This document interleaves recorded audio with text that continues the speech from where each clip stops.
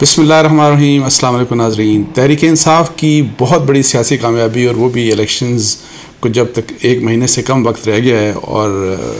बहुत अहम कामयाबी, और वो कामयाबी ये है कि जी पेशावर हाई कोर्ट ने आज पीटीआई का बल्ले का निशान जो है वो बहाल कर दिया, और ये बल्ला अब मुमकिन तौर के ऊपर अगर ये बल्ला कायम रहता है और तहरीक इंसाफ का ये जो इलेक्शन सिंबल है ये बैलेट पेपर के ऊपर 8 फरवरी के बैलेट पेपर के ऊपर ये अगर मौजूद रहता है तो बल्ला मुमकिन तौर के ऊपर एक बला बन सकता है अपने मुखालफिन के लिए, सियासी मुखालफिन के लिए। इसके साथ साथ एक बहुत बड़ी डेवलपमेंट है कि जस्टिस मुज़ाहिर अली नकवी साहब उन्होंने आज इस्तीफ़ा दे दिया, और उनके इस्तीफ़े की वजह क्या है, वो रीज़न क्या है, मैं आपको बताऊंगा। और इस वही रीज़न जो है उसके साथ मैं आपसे ये बात जो करूँगा कि जी जो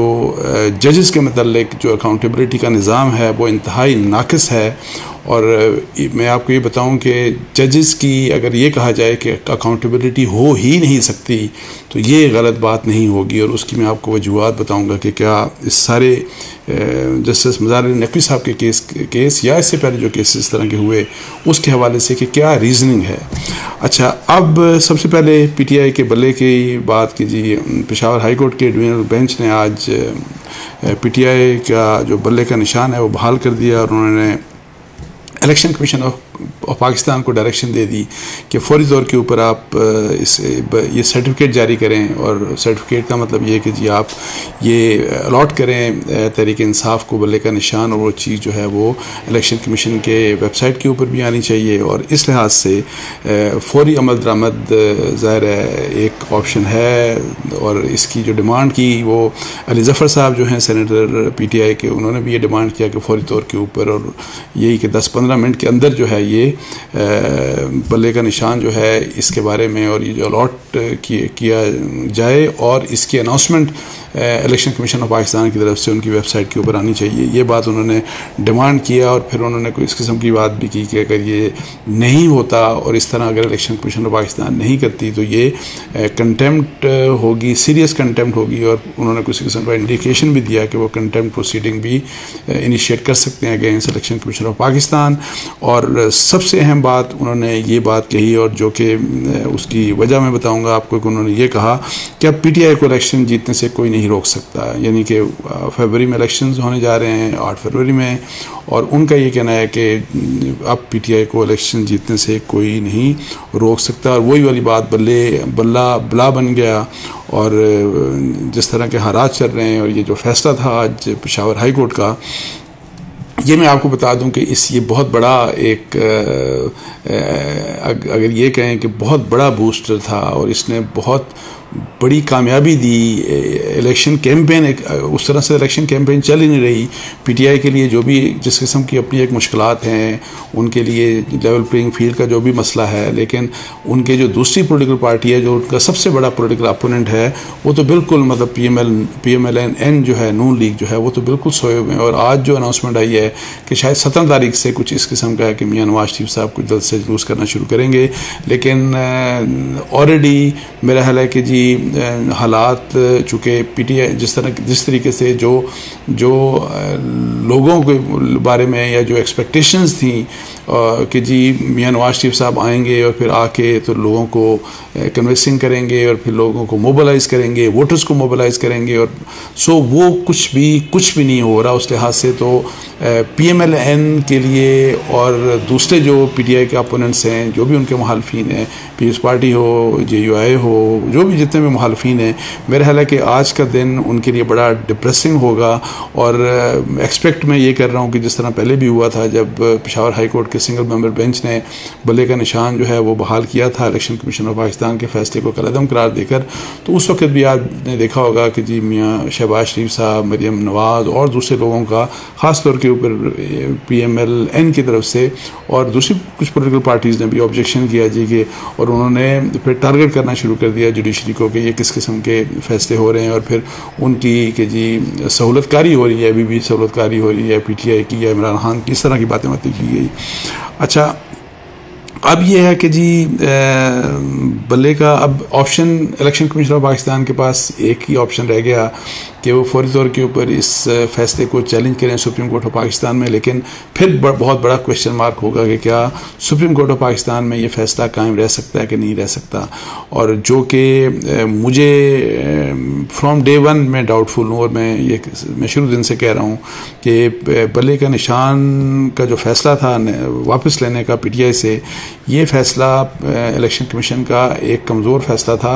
आर्गूमेंट्स जो भी थे, लेकिन एक टाइमिंग जिस लिहाज से मतलब वो फैसला जिस टाइमिंग के ऊपर किया गया, तो इतनी बड़ी पॉलिटिकल पार्टी अगर वो इलेक्शन में जा रही है तो अगर आप उनसे बल्ले का निशान वो ले लेते हैं और फिर उनके लिए ऑप्शन सिर्फ ये बचता है कि उनके सिर्फ आज़ाद जो भी उनके लोग होंगे वो आज़ाद रुकन के तौर के ऊपर इलेक्शन लड़ सकते हैं, अदरवाइज वो इलेक्शन नहीं लड़ सकते। तो ये जो एक ऑप्शन था, ये अमूमी तौर के ऊपर ये लग रहा था कि जी इसको अदालतें नहीं मानेंगी, और यही हुआ कि 2 दफ़ा आप देखें पेशावर हाई कोर्ट ने फैसला कर लिया। आज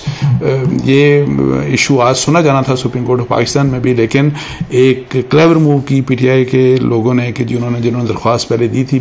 सुप्रीम कोर्ट ऑफ पाकिस्तान में इसी इशू के ऊपर, उन्होंने आज सुबह ही जो ये दरख्वास्त थी सुप्रीम कोर्ट से उन्होंने विड्रॉ कर ली थी। और वहाँ पे शायद जस्टिस जो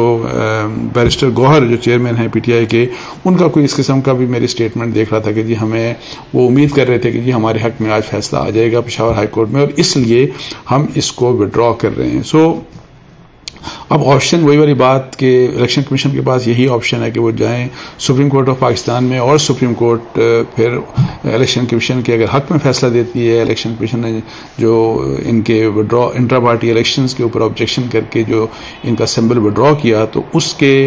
अगर उनकी इलेक्शन कमीशन की जो आर्गूमेंट्स हैं या उनकी जो रीजनिंग है उससे सुप्रीम कोर्ट तस्लीम कर लेती है, जो कि मैं कह रहा हूं कि मैं आपको बता रहा हूं कि मुझे मुश्किल नजर आ रहा है, फिर तो बल्ले का निशान वापस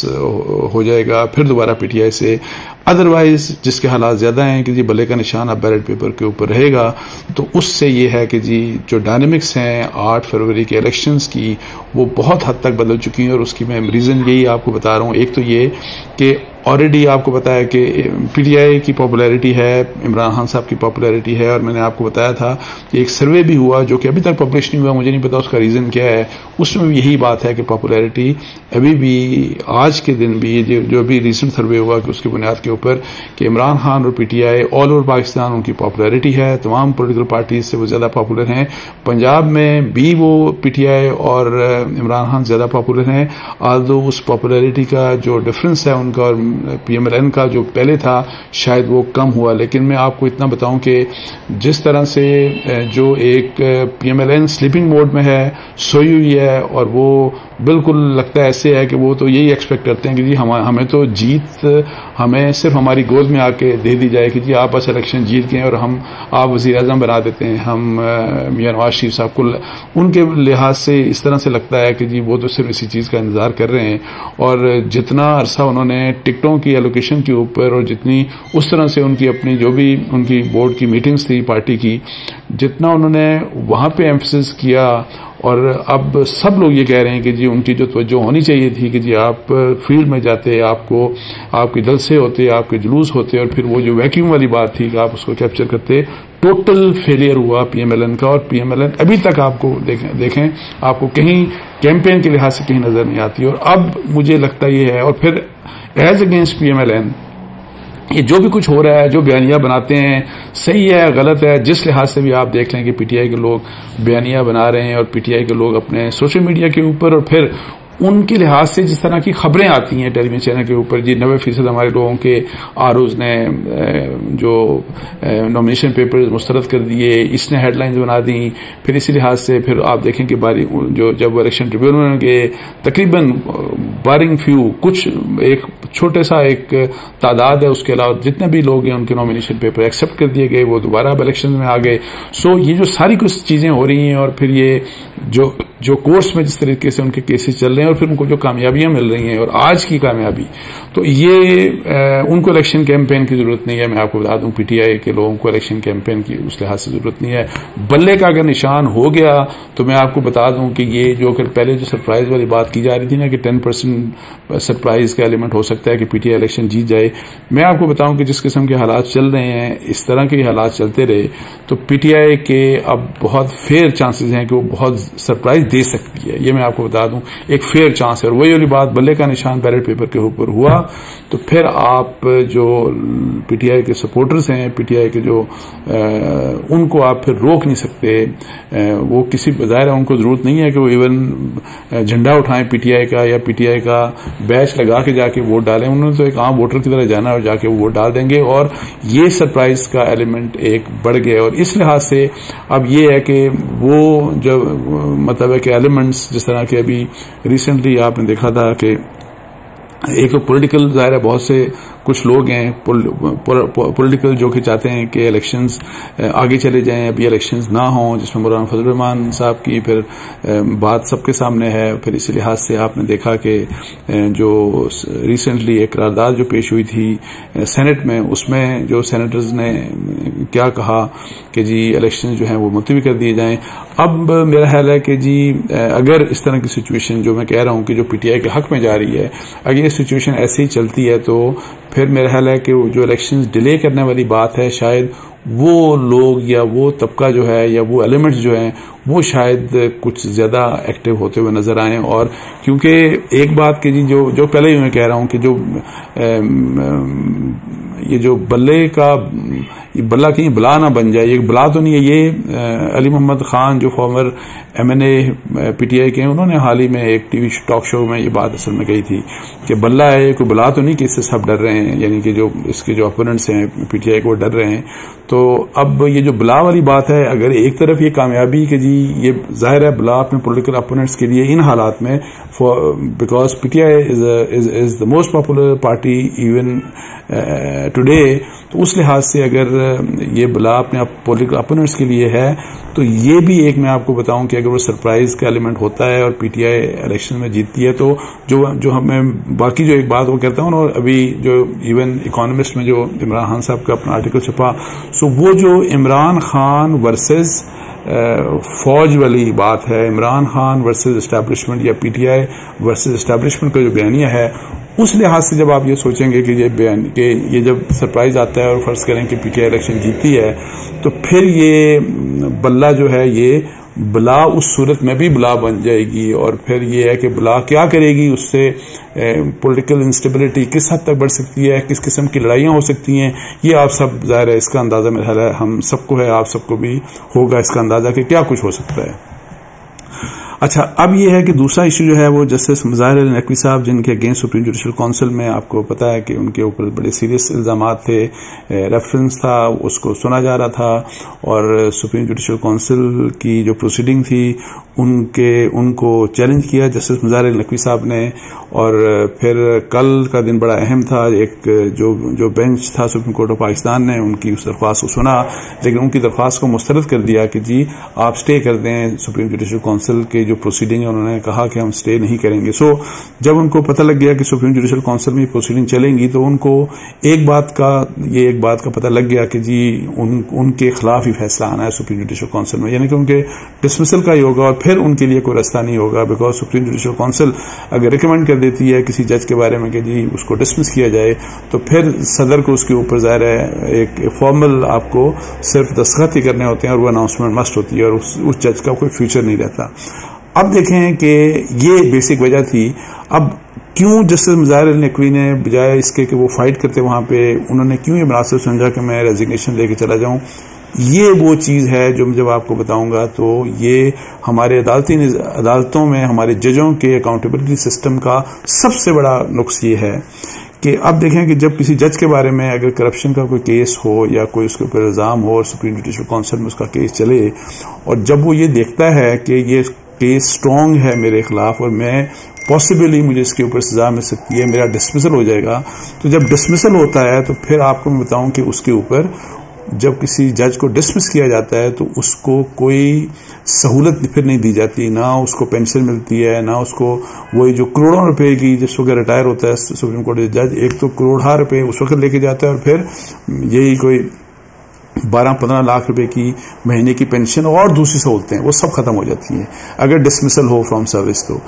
अब ये है कि जी अगर आप इस्तीफा दे दें तो फिर सुप्रीम जुडिशल काउंसिल वो तमाम प्रोसीडिंग है वो ख़त्म हो जाती हैं, रुक जाती हैं। बेशक जितना बड़ी चार्ज हो करप्शन का, जितने बड़े इल्ज़ामात हों और जितने ज़्यादा बेशक सबूत, 1000 किस्म के सबूत मौजूद हों, उसके बावजूद भी वो फिर आप उनके बारे में कुछ नहीं कर सकते और वो फिर तमाम सहूलतों के साथ जज साहब जो भी हैं वो रिटायर हो जाते हैं। वो उनका इस्तीफ़ा, वो जब रिटायर होते हैं तो उनका रिटायरमेंट लेके तो वो फिर हर किस्म की सहूलत उसी तरीके से एंजॉय करते हैं और जो भारी भरकम जो उनका जो पेंशन है वो उनको मिलती रहती है हर किस्म की, और उनके बारे में हमेशा रिटायर्ड जज ऑफ द सुप्रीम कोर्ट लिखा जाएगा। और ये वो चीज़ है जो कि बहुत बड़ा नुक्स है। क्या यही चीज़ आम गवर्नमेंट सर्वेंट्स के लिए होती है? नहीं होती। क्या यही चीज़ सियासतदानों के लिए होती है? नहीं होती। सो ये वो चीज़ है जिसके ऊपर मेरा ख्याल है कि सुप्रीम कोर्ट हैं और फिर जो चीफ जस्टिस हैं और फिर जो उनको ये बात देखनी चाहिए कि ये अकाउंटेबिलिटी का निज़ाम नहीं है। ये तो इसीलिए तो कोई जजेस की अकाउंटेबिलिटी होती ही नहीं। आप माजी को देखें, पिछले 20-30 साल को, तो आपको पता लगेगा कि एक जज साहब जिनका डिसमिसल हुआ और वो शौकत अजीज सिद्दीकी साहब थे, और उनकी वजह आपको पता है कि उनको क्यों किया गया था कि उन्होंने तो बीइंग जज, सीनियर जज of the supreme Islamabad high court, उन्होंने बात की थी कि ISI किस तरीके से इंटरफेयर करती है अदालती मामलात में, और फिर उन्होंने अदालती अपने चीफ जस्टिस के बारे में कि जी हमारे बेंचेस किस तरह से बनते हैं, वहाँ पे क्वेश्चन बड़े रेस किए। तो उसके बुनियाद के ऊपर उनको सुप्रीम जुडिशल काउंसिल में ले जाके और फौरी तौर के ऊपर उनका डिसमिसल कर दिया गया। लेकिन अदरवाइज आप देखेंगे जितने केसेस आए होंगे सुप्रीम जुडिशल काउंसिल में, तो जजेस इस तरह करते हैं कि अगर उनके खिलाफ स्ट्रॉन्ग केस हो और उन्हें पता हो कि हमारी वरना डिसमिसल हो जाएगा, वो उसी वक्त इस्तीफा दे देते हैं, कहते हैं नहीं हम इस्तीफा दे के घर जा रहे हैं। और फिर वो अकाउंटेबिलिटी, ये किस किस्म की अकाउंटेबिलिटी है? ये किस तरह से ये अकाउंटेबिलिटी है? आपका मायार बिल्कुल और है, आपने सरकारी अफसरों का देख लें, सियासतदानों का देख लें, बिल्कुल और है। और इसी तरीके से जाहिर है जो वहाँ पे यानी कि फौज के अंदर भी जो अकाउंटेबिलिटी का उन्होंने अपना निज़ाम रखा हुआ है, जिसका मैच हमारे गवर्नमेंट सर्वेंट्स और सियासतदानों या नैब जिस तरह अकाउंटेबिलिटी करती है उस तरह नहीं होता ना, उनको उनकी उस नेचर की सज़ाएँ मिलती हैं। So this is very important. और ये बेसिकली जस्टिस मुज़ाहिर नकवी साहब का इस तरह से निकल जाना, उन्होंने अगर उनके ऊपर जितने भी सीरियस इल्ज़ाम थे वो इल्ज़ाम सब खत्म हो गए, वो सबूत जितने भी स्ट्रॉन्ग हों अब उनका कुछ भी नहीं हो सकता, और उनको आराम से घर जाने का मौका उस अकाउंटेबिलिटी के एक नाकिस निज़ाम ने दे दिया जो कि इस वक्त हमारी अदलिया के मुतालिक जो इस वक्त इस वक्त मतलब है कि फील्ड में मौजूद है। इसके साथ ही मुझे इजाज़त दीजिए। ज़ाकल्लाह, अस्सलाम वालेकुम रहमतुल्लाह।